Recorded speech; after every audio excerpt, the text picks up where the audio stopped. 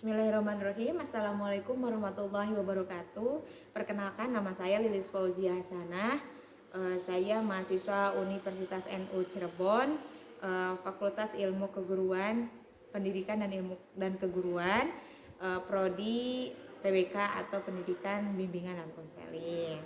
Saya di sini untuk memenuhi salah satu tugas dari dosen saya, yaitu Ibu Dewi Asia SPDI MPDI, yang mengemban mata kuliah perkembangan kreativitas. Saya di sini akan mempresentasikan yaitu tentang belajar dan mengajar secara kreatif. Namun sebelum itu saya ingin mempromosikan dulu universitas saya, yang mana Universitas NU Cirebon itu berada di Cirebon, dan salah satu keunggulannya itu bisa adanya pembelajaran secara daring ataupun online gitu ya. Jadi teman-teman di sini bisa belajar di tempat masing-masing yang jauh gitu ya, ataupun kuliah sambil bekerja, ataupun ada ibu-ibu yang sudah memiliki anak yang tingkat belajarnya masih tinggi, itu bisa sambil ngasuh. Saya rekomendasiin ke Universitas NU Cirebon. Pak, jurusannya juga banyak, tidak hanya PBK saja, namun di sini saya mengambil bimbingan dan konseling.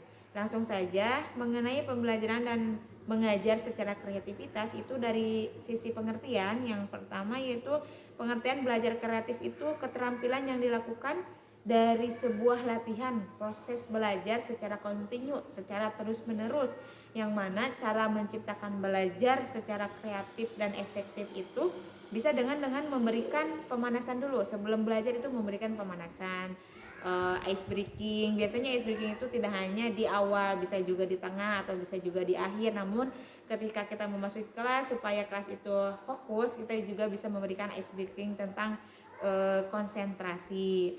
Juga yang kedua yaitu bisa dengan cara mengatur fisik gitu ya. Jadi ketika untuk menciptakan pembelajaran yang kreatif itu bisa dengan mengatur fisik. Jadi kita sebagai guru tidak hanya diam di satu tempat, tapi kita berkeliling, kita ke kanan, ke samping gitu ya, mengatur fisik, ataupun dengan kesibukan di kelas membuat pertanyaan-pertanyaan yang emang harus dijawab secara berdiri, pertanyaan-pertanyaan harus dijawab ke depan, ke papan tulis gitu.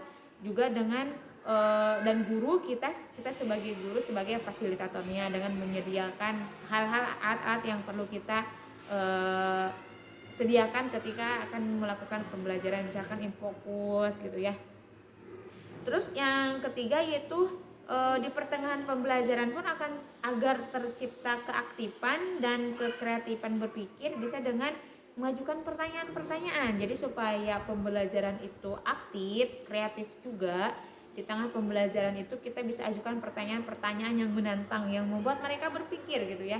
Jadi tidak hanya duduk mendengarkan saja, tapi mereka juga mengeluarkan ide-ide kreatif merekanya sendiri gitu ya.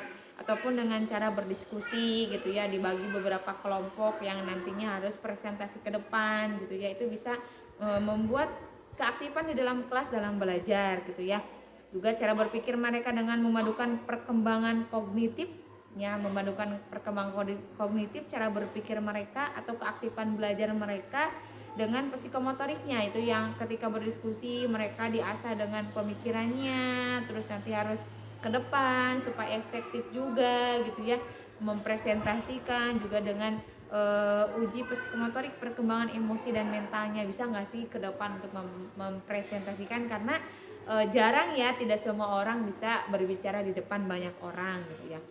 Terus di sini yang selanjutnya itu ada ciri-ciri berpikir kreatif, yaitu diantaranya dia lancar menjawab gitu, atau lancar ngomong gitu ya, luwes ya, bisa berbicara orisinal dan terperinci, jadi jelas ya, ketika di depan tuh dia menerangkan itu secara jelas gitu ya. Kalau berpikir efektif itu ada rasa ingin tahu, berimajinasi yang tinggi, berani mengambil resiko, bergantung kepada kebanyakan orang. Jadi kalau efektif itu kalau banyaknya orang seperti apa, dia mengikuti kebanyakan orang, namun dia juga bisa menghargai pendapat orang lain. Nah, maka dari sana kita bisa menciptakan pembelajaran gabungan di kelas agar belajar dengan proses belajar yang efektif dan kreatif gitu.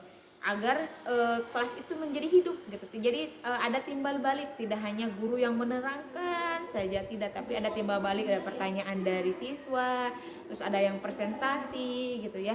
Nah, itu bisa dilakukan dengan cara itu.